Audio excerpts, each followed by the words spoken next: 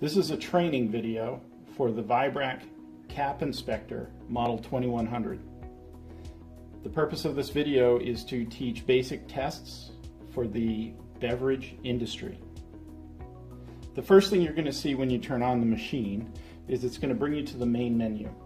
And on the main menu, you're going to have several options to choose from. Currently, this is in run mode. We will have to change that to program mode by touching the program mode button. Now the system is in programming mode. The first thing we're going to do is we're going to run a basic removal and reapplication of a beverage bottle cap. To do this, we will select Program Manager on the main menu. On the right side, you have options: select, edit, new, delete, and print. We will select new. From the select test type menu, we will select removal and we will name it. In this case, we will name it cap. It has created now a profile named cap for doing a removal and a reapplication of a beverage bottle cap. We find here a default list of steps and information related to that profile. If we select edit, it will allow us now to make custom changes to the test so that it is according to the specifications for this cap and neck finish that we want to achieve. The first option is minimum torque. Minimum torque is there so that it allows the operator, or informs the operator, that there is basically no torque reading in the test and there's some sort of problem. Whether the cap is not tight to begin with, or the chuck is slipping on the cap, or the chuck is slipping on the drive shaft, the vertical D shaft. It is set at 2%. This is a 50 pound-inch machine, rated for 50 pound-inches. 2% of the torque rating of the machine would be 1 pound-inch. So in this case, for this machine, if it doesn't read at least 1 pound-inch of torque, it's going to stop and show an error. And it'll say minimum torque not achieved. The next option, so you can set that to whatever you want. The next option is the peak detect. This establishes a range of rotation in which we expect to see the peak torque value.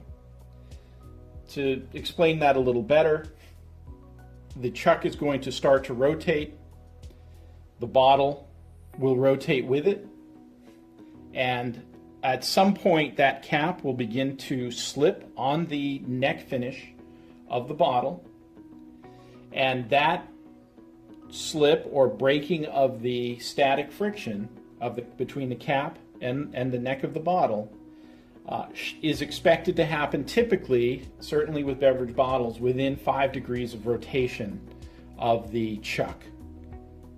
And if it doesn't happen within 5 degrees of rotation, it will come back with an error. The next, and that's, you can change that to 10 degrees if you expect that and by rotation we mean not rotation of the cap on the neck. It's rotation of the cap in the chuck with the base of the bottle being fixed in the vise, and the vise being connected to the torque measurement mechanism. 5 degrees of rotation of the bottle is a fairly significant amount of torque based upon the spring value of the machine. So we default that at 5 degrees. If that doesn't work for you, you can change it. You can increase it or decrease it. The next button is extra travel. Extra travel allows for rotating in the opening direction, extra movement of the cap to disengage from the threads. If you're looking for measurements beyond what the machine is giving you in the opening direction, you can add extra travel in degrees of rotation to allow for an opening drive or opening direction movement to measure friction beyond what the machine typically will measure in the opening direction. Keep in mind, if you add extra degrees of rotation in the opening direction, it will become a destructive test. Non-destructive testing is always done the way the machine is programmed. It will apply torque in the opening direction to the cap to the moment it starts to slip, which is breaking of the static friction. At that moment, the machine will stop and it will reapply the cap to whatever application torque we set it to, and we'll get into that in a minute. So extra travel is great, and you can use it as a tool to measure what happens with the cap if you drive beyond the typical opening distance the way the machine is structured now. But keep in mind, if you add extra travel and you're trying to do a non-destructive test, those two things don't work together. Adding extra travel will make it a destructive test, and it will no longer be non-destructive. Speed is the next option. The machine is made to go between 1 RPM and 5 RPM. It is very important that you do all of your testing at the same speed. Force equals mass times acceleration, and torque is a function of force. Acceleration being a key thing, and the cap, if it rotates at different speeds, there will be different acceleration applied to the cap in the opening direction. So it is very important that you either always leave it on 1 RPM, which is the standard in most industries and for most companies. However, if you do decide to go with a different speed, I would urge you to do all your testing at the same speed. The next option, under pass-fail limits, is setting the low limit of what is an acceptable reading or result of your test. These are limits that are set in pound-inches or any unit of measurement which you designate in the main programming page. In this case, or in many cases, you would be looking at a removal torque low limit, which is established as a parameter or as a specification for many caps and bottles of, let's say, we'll set it here, but let's say 6 pound-inches. So if we were to say 6.0, it's now set at 6 pound-inches for a low limit. If during a test, a removal test, 6 pound-inches isn't achieved in the result of the test, it will flag it as a fail or an error. The next item is the high limit. The default is setting it to the maximum of the machine, which is 50 pound-inches. In this case, we would say for a typical bottle in the beverage industry or a typical cap in the beverage industry, we might say that that would be 16 pound-inches, just as an example. So we would you can clear the entry, or you can simply enter 16.0, okay. So now we've set the low and the high limit for the test. That is all of the steps necessary for doing a removal test. The next part of the test, though, will be reapplication of the cap after the removal measurement is made. In this menu, you then go to, okay, what is the application torque we want to reapply the cap at? And as a default, this one is coming at are showing 12.50 pound-inches. Let's say we're looking at a particular bottle and it's, we'll say that it's 14 pound-inches. You have an option for changing the speed for the reapplication. Again, the default is 1 RPM. And as I said, when you're doing the removal, always do the speed of the application and the removal the same for every test. If you change the speeds, you will change the values and the performance of the system, and that's true of any equipment you may use. Try to keep the speed the same on all tests so that all data is comparable, and the acceleration, which is what is applied to get the cap up to rotational speed, is the same in every test. This gives you an option on the application to slow down at a certain percentage of the application torque. So you're reapplying a cap, it's applying it at a certain speed. Of course, the cap's going to get tighter and tighter as you reapply it. You want to slow down a little bit in this moment because torque is going to start to increase dramatically as you reach the end of the thread interference. So this is set to slow down at 75% of the application torque. So as it reaches 75% of what you may have set for the application torque, and in this case that would be 10.5 pound-inches of torque, which would be 75%. So it's going to apply it when it reaches 10.5 pound-inches of torque. It's going to slow down to half of the application torque, but continuing to rotate the cap until it reaches 14.0 pound-inches, which is what you set it to. The next option is multi-test options. If you want to run several tests on a cap, including a life cycle type test, and you don't want the machine to stop between tests, you want it to continue going, you would enable the multi-test feature, and right here you can see it's disabled, but if it's enabled, you're allowed to choose the default number of tests. Do you want a nap between each test? And if you do, how many seconds you want that nap? The operator wait between tests, that's disabled.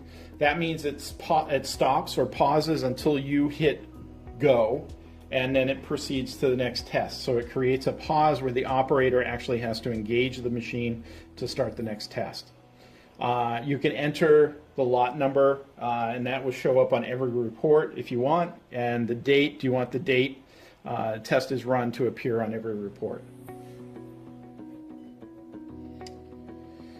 The last option are the report options, and the report options are basically allowing you to add a header on every report and a comment on every report. You can enter whatever you need. You can enter batch numbers. You can enter the cap type, the thread, the finish type, the bottle type, the product name. You can enter anything you want on these pages, on these lines, and they will appear in every report that you generate with this profile. And this is profile specific. We're setting up one profile, and these things will appear on those profiles. So we have set everything up. We will select OK. It's now changed this profile, which had default values. We changed a few of those default values, and now it's created a new profile named cap that we can run. When you select OK, it will bring you back to the main menu. Now you know there's a profile in there that you just created, and in this case it's called cap. You select it, and it brings you to the operating screen. The operating screen has two main function buttons, open and close. If you want to just run the application part, the reapplication part of the test, if you just want to apply a cap, you can select close and it will use the values that you entered in your profile. If you want to do the open and then reapplication, you would select open. The other buttons on the screen, you can select 0. That is with the chuck disengaged. You would then select 0, and the machine will go through a zeroing process, and it says uncouple the device under test. Always have the chuck in the up position when you're zeroing the system. Do not engage the chuck onto the cap and then hit 0. The machine needs to reach a 0 under 0 with no stress and no torque applied to the torque cell. So at this point it says uncoupled. It is uncoupled. You select 0 and it will give you a hard 0 for the machine. To run a test now, you will lower the chuck onto the cap and you will hit open. It will drive it in the opening direction until it senses slip, and then it will drive it in the closing direction until it reaches the amount of torque that we asked it to in the closing direction or the reapplication direction, plus one line of measurement with the encoder in the system. So it's always going to be a little bit over whatever it is that you set it at. In this case, the opening torque was read to be 15.20, and it reapplied at 14 inch-pounds. But again, it's going to go just as an operational software safety. It's going to go one measurement line on the encoder more than what you set it to. So in this case, it's going to come back at 15.05. You have two options in this screen. You can clear the data and not save it, or you can select save and save the data, and you can review it later. In this case, we'll select save. You can imagine now that you're going to replace the bottle, put a new bottle in, wait for the system to come to a rest. You'll notice that the machine is very sensitive, and there is a reactive spring that needs to come to rest. You hit 0. It is uncoupled. The chuck is in the up position. Now you're ready to do a test. You're going to drop the chuck onto the cap. You're going to select open. It's going to apply opening force, and then it's going to reapply the cap in the closing direction. Let's save that, and we'll do it one more time. Imagine that you're going to replace the bottle again with another bottle. Wait for the machine to come to rest. In this case, it's already still at 0. We can go through the zeroing process just to be safe. If it does read 0, you typically don't need to re-zero it. The chuck is in the up position, the machine is 0. We'll drop the chuck, and we will select open. It will apply torque in the opening direction, and it will stop and reapply the cap in the closing direction. We will save this data. Now we are in a screen, we're back to the main operating screen. We're going to select View Print. And View Print is a screen that will allow you to see the data that you just collected. It will automatically give you 5 values based upon the test that was just run. The first is the low torque that was measured, and that is an average of the, or that's absolute among the 3 tests that we ran. The low torque that was measured, the average torque that was measured, and this is in both directions, removal and reapplication, and then the high torque that was measured. It will also give you a standard deviation for both directions, the removal and the reapplication, and it'll give you a range in both directions. Your options are to apply a lot number to the information. You can apply a lot number there. Modify the report. You can add a signature line. You can add a sort of a subtitle to the profile. You can add the date. You can add summary. You can add a header and comment. Those are the same header and comment lines that we saw earlier. So you can modify them here. You can delete the data. Now, this is an important button to manage because some industries and some companies don't want data ever removed, and in which case this has to be handled sensitively so that you're not deleting data when it shouldn't be deleted. In this case, or for this, the way the system is as a default, it will allow you to designate a sample number. Let's say it's sample 3, and you can delete the sample number that's stated. You can replace that sample and allow you to run another test right now and replace that sample with the new test. Or you can delete all, which will delete all 3 tests. You can save it to a USB, so you can save this data to a USB stick. It is grayed out and inactive until you put a USB stick in the USB port in the back side of the tower. Once you install a USB stick in the back side of the tower, this button will become active. The last option is you can print the data. We do supply, similar to credit card printers, small printers that will print out strips of paper with the report as it appears on the screen. These are handy if you want to include it with a report, a physical report, or if you want to maintain a printed data history of the product and the test. In order to leave the test screen again, you hit Test Profile. It'll bring you back out to the main menu, and then you can proceed with either programming another test or go into a different feature in the software.